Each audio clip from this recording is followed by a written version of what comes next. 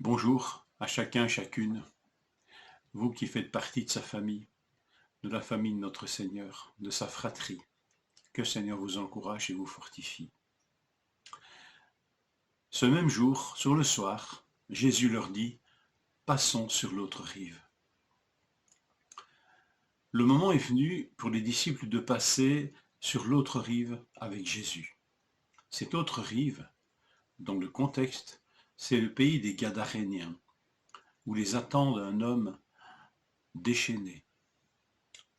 Ils arrivèrent sur l'autre rive, dans le pays des Gadaréniens, aussitôt que Jésus eut débarqué, un homme sorti des tombeaux et possédé d'un esprit impur, il vint au-devant de lui.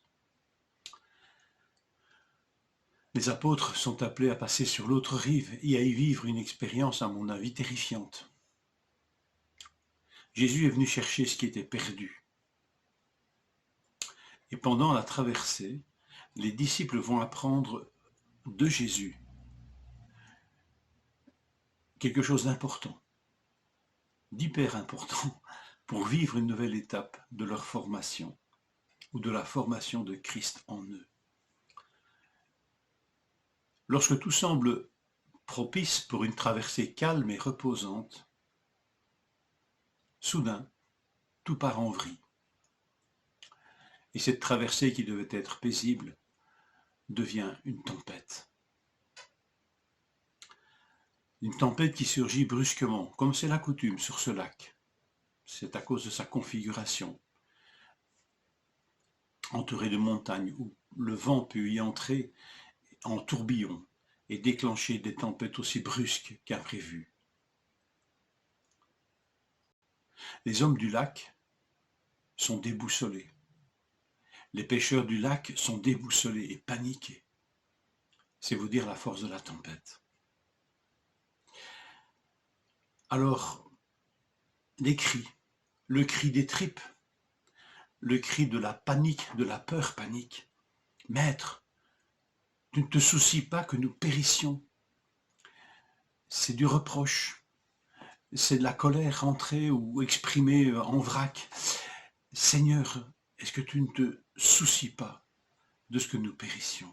Que fais-tu? Où es-tu? Eux à qui Jésus avait expliqué les paraboles du royaume, quelque temps auparavant, quelques heures auparavant, doutent que le roi de ce royaume soit avec eux à ce moment précis, dans cette barque ballottée par une tempête. C'est un peu humiliant déjà. On a l'impression que ce qui a été enseigné n'est pas du tout retenu. Mais le Seigneur est en train de former ses disciples, et rien n'arrive par hasard. Mais pour eux, cette barque, c'est vraiment une galère. Et là, au milieu de la tempête, Jésus, le Maître, le Seigneur, commande au vent et à la mer.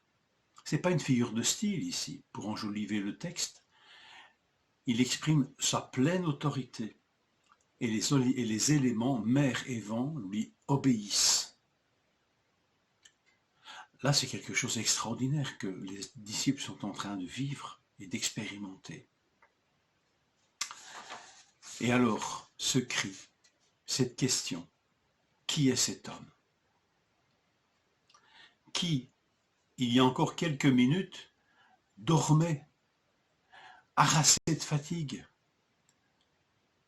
comme n'importe quel autre homme, et qui, soudain réveillé, commande au vent et à la mer. Qui est cet homme? Et n'y voyons pas ici une expression d'incrédulité, mais plutôt une vraie question ouverte et qui amène une réponse de la part de Dieu. Elle peut être aussi une question d'admiration, une question de contemplation.